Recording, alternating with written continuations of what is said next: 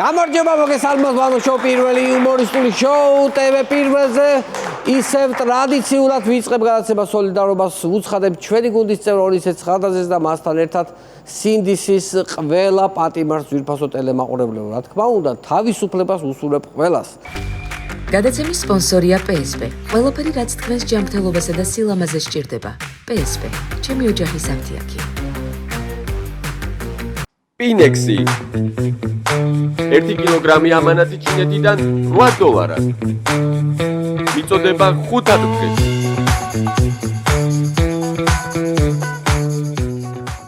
სანამ ცენტრალურ თემებით დავიწყებ, მანამდე მინდა შევეხოთ თემას, რომელმაც მოიცვა სრულიად საქართველო და სრულიად სოციალური ქსელები. რუსთაველის თეატრში შედგა რობიკოს ტურუას სპექტაკლის პრემიერა ვეფხის ტყავსანი, არც მეტი, არც ნაკლები. მოდით ნახოთ ნაწყვეტის სპექტაკლი და ძვირფასო მეგობრები.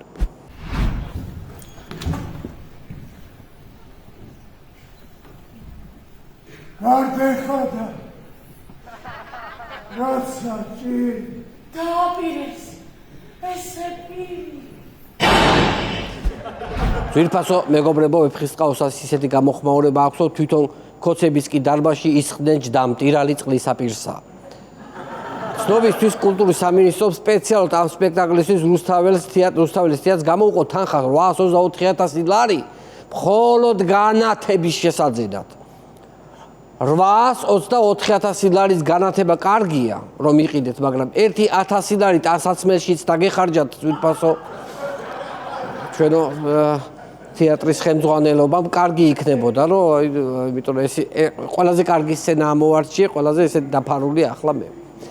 მესმის რომ თანამედროვე თეატრში შემოვიდა ცოტა თამამის სცენები და ჩვენც უნდა ავყვეთ, რა თქმა უნდა, მსოფლიოს თეატრის ტენდენციებს. მაგრამ თლად პირველი ვეფხის ტყავსნით თუ დავიწყებდით, მართლა არ მეგონა. გადავიდეთ ძალიან მნიშვნელოვან და საინტერესო თემაზე. რამდენიმე დღისით საქართველოში სტუმრად იმყოფებოდა მეზობელი ქვეყნის პრეზიდენტი ილჰამ ალიევი. წესით შეხვედრა უნდა ყოფილიყო საქართველოს და აზერბაიჯანის პირველ პირებს შორის, მაგრამ მოდით ნახოთ რა ხდებოდა სინამდვილეში ძვირფასო მეგობრებო.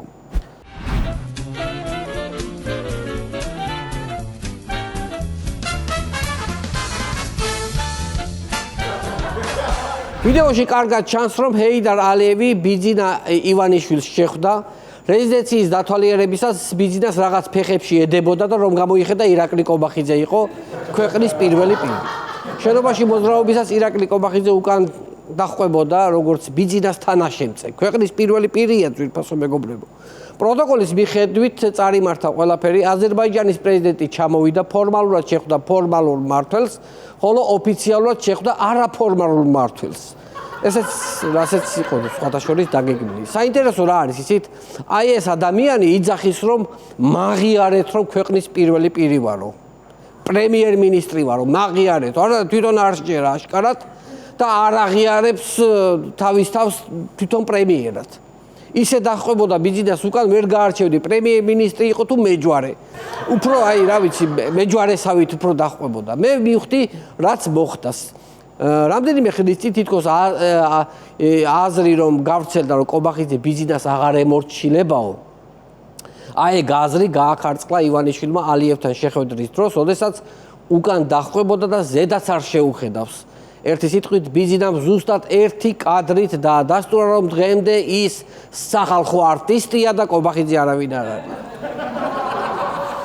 ისი ალიევთან ძალიან პროდუქტიული საუბარი ჰქონია ბიძინას, მე ნერვიულობდი გარეჯზე რას იზამენ თქო, გარეჯზე თქო. გარეჯი კი არა, განჯამდე ჩაუტანიათ საქართველოს საზღვარი ძვირფასო მეგობრებო. და ეხლაო მაცადეთო და შემდეგ ჩამოსვლაზეო ჰერეთსაც მოგცემთო ალიევს უთქვამს.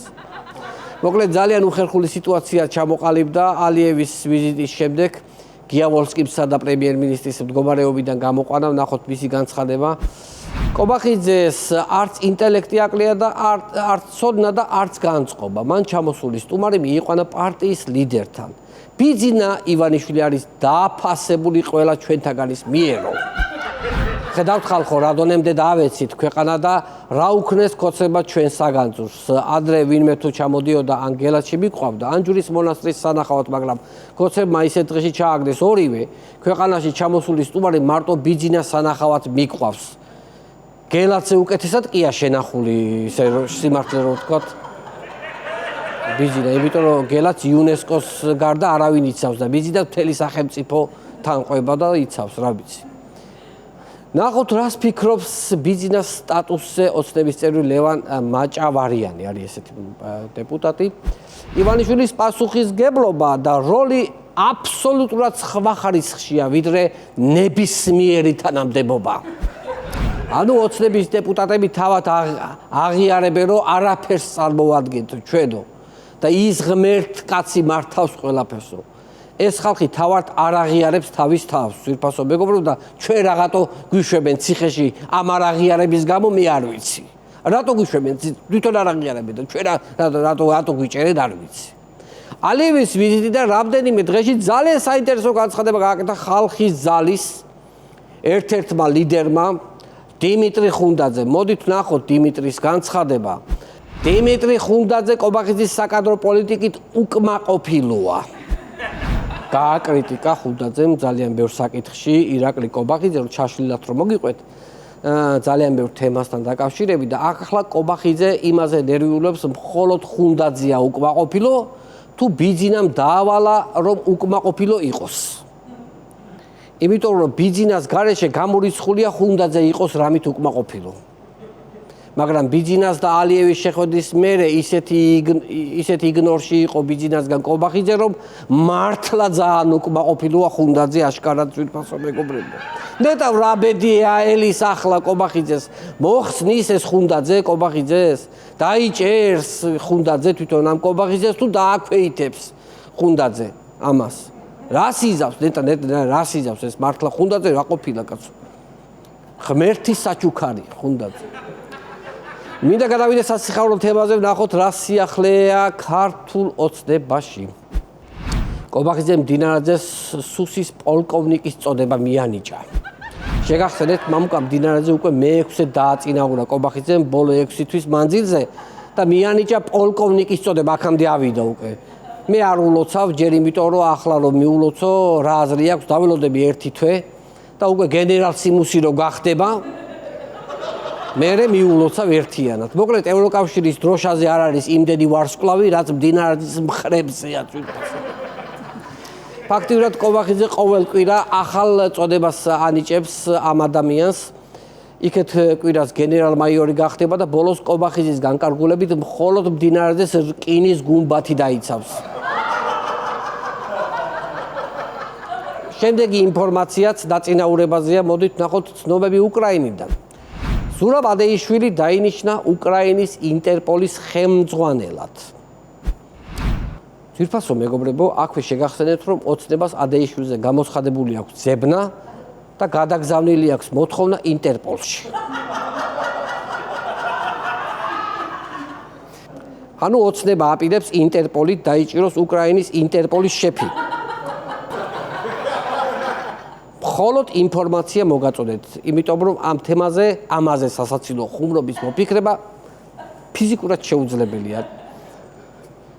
გახსოვთ ალბათ რამდენიმე დღის წინ თეთრი სახლიდან ზარი რომ განხორციელდა რუბიომ რომ დაურეკა ირაკლი კობახიძეს. ამ ზარის შემდეგ ოცნების წევრები უკვე დარწმუნებით ამბობენ, რომ ამერიკასთან იწყებენ ურთიერთობების გადატვირთვას, მაგრამ ყველაზე ოპტიმისტური განცხადება მაინც ლადო ბოჟაძემ გააკეთა, ძვირფასო მეგობრებო, ძალიან დიდი პოლიტიკოსია, ძალიან დიდი ადამიანი. ნახოთ რა თქვა. ახლა ველოდებით პრეზიდენტ ტრამპის ზარს, პრეზიდენტ ყაველაშვილთან. ეს კაცი არ დაგავიწყეთ, არის სკეიტბორდის ფედერაციის პრეზიდენტი.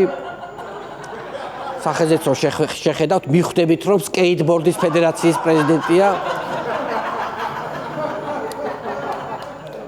ხო, იმიტომ რომ მისია რა სკეიტბორდი არის მისი. მინდა ერთი რჩევა მოგცეთ და მივცე ყაველაშვილს. ტრამპი თუ დარეკავს, ყაველამ პირველივე ზარზე არ უპასუხოს. 1-2 გუდოკი გავიდეს. გამოვიდეს 1-2 გუდო და მერე აიღოს ყურმილი. აგზნობინეს, რომ სხვა მნიშვნელოვანი საქმეებიც აქვს, მიხვდი? ტრამპის ზარი ხომ მაინც ისეთია, მაგრამ არ იფიქროს ტრამპმაც, რომ აი ზარის ხამები ვართ. ხო, ხამები არ მეგონოთ რა. შუა ლაპარაკის დროს უთხრას, რომ ისა ბოდიში მეორე ზარი შემომივიდა და ცოტა ხანი დამელოდეთ ხო და ცოტა ხანი იმაზე მიუთზე გადაიყვანს. ვითომ ცოტა ხანი. ხო, ამით ხაზი რომ გაუსვათო, როგორც მნიშვნელოვან პერსონას ყაველაშვილის. ხოლო ბოლოსკენ უთხრას, რომ ერთი წუთი დონალდ გადმოგირეკავ და უთიშავ და მე აღარ ურეკავ რა. ანუ ეგრე ხო იციან ხოლმე რომ გადმოგირეკავ და მე აღარ რეკავ. ანუ ვითომ აი საქმე თუ დიდი პიროვნებას ესაუბრება ეს რომ ამაზე იყოს ხაზგასხმა, რომ სოფლიო ჭიპს ესაუბრება საქართველოში. რამდენიმე დღის წინ მიხეილ სააკაშვილის სასამართლო განხილვაზე მოწმის სტატუსით გამოძახებული იყო ყოფილი პრემიერ-მინისტრი ზურაბ ნოღაიდელი. მესამე პრეზიდენტსა და ნოღაიდელს შორის სიტყვიერი დაპირისპირება მოხდა, მიშა მოღალატე უწოდა, რაზეც ნოღაიდელმა შემდეგ კომენტარი გააკეთა, რომ 2008 წლის ამბავიც გაიხსენა, ეს ნახოთ თუ ვიდა წაგიკითხავთ, რა თქვა ნოღაიდელმა. ლაჩარი სააკაშვილი, რომელმაც საქართველოს ამ მდგომარეობაში ჩააყენა, ფორთხავდა მიწაზე 2008-ში. შენიშნებს მე ვერ მომცემს და ვერც მოღალატეს ვერ დამიძახებსო. ამბობს ნოღაიდელი. სააკაშვილი ლაჩარიო მიწაზე ფორთხავდაო და დღეს იმ კაცის გუნდშია ნოღაიდელი, რომელსაც ბრონირებული შუშის სიკით თავიც კი არ აქვს გამოყოფილი. ძვირფასო მეგობრებო, ის კი არა და შიშისგან მგონი ტყავიც კი ბრონირებული აქვს გადაკრული ტანზე. ისე რომ დააკვირდე, მართალს ამბობს ნოღაიდელი. თუ პრეზიდენტი ქვია რას მიდიხარ ფრონტის ხაზის პირახ სოფლებში და ქალაქებში. რუსული ბომბდამშენის სიახლოვეს რას მიდიხარ და რას ფორთხავ მიწაზე. მიდი და ზურაბ ნოღაიდელივი დაჯექი მშვიდად სახლში, წამოწექი, ჩართე ტელევიზორი და უყურე გმირულად. შეატყობ, თუ წამოვლენ რუსები, ჩაალაგებ მამაცურად ბარხს და წელში გამართული 2 ფეხზე ვაშკაცუდად დგომი დატოვებ ქვეყანას. რას ფორთხავ მართლა ფრონტის ხაზზე ლაჩრულად რა, წამოწექი რა გმირულად ტელევიზორთან. გავრცელა ინფორმაცია, რომ სოფლიო ბანკმა შეიძლება ქვეყნის საკრედიტო სტატუსის შეცვალოს და საბანკო პროცენტი გაიზარდოს. ძვირფასო მეგობრებო, არ ინერვიულოთ ხალხო სამაგიეროდ, ხვალ იმედზე გამოაქვეყნებენ კვლევას, სადაც საქართველოს საბანკო პროცენტის აღქმის სიღრმისეული ანალიზის ხანგრძლივი პროცესის მართვის რეიტინგში სოფლიოში მე-4 ადგილზე ვიქნებით. და ეს თუ გამოქვეყნაო, უკვე მომეხსნება ნებისმიერი სტრესი მე პირადად. იმედი რადგან ვახსენე, მოდი ვნახოთ რით არის დაკავებული პროპაგანდისტული არხი, ვნახოთ როგორ აგრძელებს ევროპელი პოლიტიკოსების გაშავებას, ნახე რა მოიფიქრეს, ნახე როგორი მიგნება ნახეს რა, გაუშვათ შერგოლეიშვილი და ბოკერია შეხვდნენ ფრანგ მინისტრს, რომელმაც რუკაზე ირანი ვერ იპოვა. ის შეხვდნენ ხალხო, ირანი ვერ იპოვა. რუკაზეო. ამას ამბობენ ფრანგ ლიდერზე, არა და თბილისის მერი ყავს, რომელმაც ირანის სად არის კი არა, დაბადების დღის გადასახლებლად ჩავიდა გაგანია დაბომბვის დროს. რო არ იცოდა ტერიტორიულად სად მიდიოდა. რუკაზე ირანი რო ვერ იპოვა, თქვენ მაგაზე არ ინერვიულოთ, შეიძლება რუკაზე ვერ იპოვა ირანი, სამაგიეროდ ერთი თვის წინ ტელეკომპანია იმედი იპოვა ბრიტანეთმა. რომელმაც ისეთი სანქციები დაგადოთ, რომ შეიძლება მალე ტელეკომპანია იმედი ვეღარ ვიპოვოთ სატელევიზიო რუკაზე მეგობრებო. ქართული ოცნება აგრძელებს საკუთარ რიგებში კორუფციის ფაქტების გამოვლენის დაუსრულებელ ციკლს. ნახოთ ამჯერად ვინ დააკავეს, ვინ. დაკავებულია 5 პირი, რომლებიც უფასო სასადილოების 14451 ბენეფიციას 24-26 წლებში ყოველდღიურად არაკეთილსინდისიერად ემსახურებოდნენ და გამგეობიდან მიღებული 3,5 მილიონ ლარს თაღლითურად დაეუფლნენ. უფასო სასადილოებიდანაც, სადაც თითო ადამიანის გამოყვება ლარი და 70 თეთრი უჯდებათ, იქედანაც ფულს ტეხავდნენ. იქედანაც ფულს ჭამდნენ. 3,5 მილიონი არის შეჭმული. ძვირფასო მეგობრო, რა ვიცი, აი რა გითხრათ. ფულის ჭამაზე ასეთი გამხეცებული ხელისუფლება ჯერ ამ ქვეყანას არ ახსოვს. ჯერ რას ჭამს ის ხალხი უფასო სასადილოში და იქედანაც პარავენ. მე მგონი მალე ესენი ყოველდღე კუჭებს ამოგვირესხამენ, რომ შემთხვევით ზედმეტი კალორია არ გადაგწდეს და რამე არ შეგვერგოს შემთხვევით. ისე არიან გამხეცებულები. მონოლოგის ბოლოს შემოვინახე შოკის მომგვრელი ინფორმაცია. ფასების ზრდა ერთ-ერთი ყველაზე მტკივნეული პრობლემაა ძვირფასო მეგობრებო მოსახლეობისთვის, მაგრამ ეს რასაც ახლა გაჩვენებთ, ოცნების მომხრეებსაც გულზე მოხვდებათ. აი მომხრეები რომელ კატეგორიას გულისხმობ, ისი სუპი მაქვს, სუპს ავჭამ ხალხი. აი ამ კატეგორიაზეც იმოქმედებს, ნახოთ თუ შეიძლება ინფორმაციას. სუპის მოსამზადებლად საჭირო პროდუქტები კვლავ გაძვირდა. აბა, როგორ არის ახლა საქმე? იმოქმედა თუ არა? მაგრამ კოცი რისი კოცია? ადგება და კიდევ დაწევს კვების ხარისხს ქვემოთ, რომ ოცნება არ გააკრიტიკოს. ოღონდ ოცნებას რამე არ დაემუქროს და ბოლოს მხოლოდ სუხარის ჭამითაც დაიმტრევენ კბილებს. სუხარი გვაქვს, სუხას ვჭამთ. აი ეს ბოლოს იტყვიან ესე. მე ვფიქრობ ამ სიტუაციიდანაც იპოვიან კოცები გამოსავალს, გამოვა ვიღაცა და იტყვის რომ მე რა ხალხო. ჭამა ამ თავარი ამ შვიდობა გვაქვს და ბომბები არ გვაცვია თავზე. თორე ჭამა ხომ არ არის მთავარი. ხო, აუცილებელი ხო არ არის მაინც და მაინც სუპი ვჭამოთ. არა გვაქვს სუპი, წყალი გვაქვს, წყალსა ვჭამთ, ხო, მაგალითად.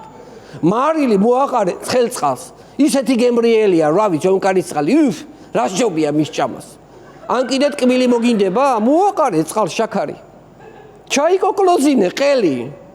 ან აგერ აღდგომა მოდის, ჩაყარე წყალში მწვანილი, ისეთი ჩაკაფული გამოდის, თითებს ჩაიკვნებთ. ხო და აი ამიტომ ვერ მოგვერევიან ძვირფასო მეგობრებო. აი ამიტომ ვერ მოგვერევიან. ხოლო სმაჭამაზე რომ არ ვრწმილმანდებით, ამიტომ ვერ მოგვერევიან. ხოლო თუ ამაზე უარეს გააკეთებენ, უკვე აღარ მოგვეწონებიან და რომ აღარ მოგვეწონებიან, თვითონაც ძალიან კარგად იციან რომ გადავირჩევთ. მართლა იციან კოცებო თუ არ მოგვეწონა გადავირჩევთ. ეს იყო ჩემი მონოლოგი, ძალიან დიდი მადლობა და მინდა გითხრათ, ჩემს შოუს იმედია, ჩემს შოუს მალე მუსიკალურად გააფორმებს ბენდი თამუნა ლეგოიშვილის ხელმძღვანელობით. მადლობთ. გადაცემის სპონსორია PSP. ყველაფერი რაც თქვენს ჯანმრთელობასა და სილამაზეს სჭირდება. PSP. ჩემი ოჯახის აფთიაქი. Pinexi. 1 კილოგრამი ამანათი ჩინეთიდან $8. მიწოდება 5 დღეს.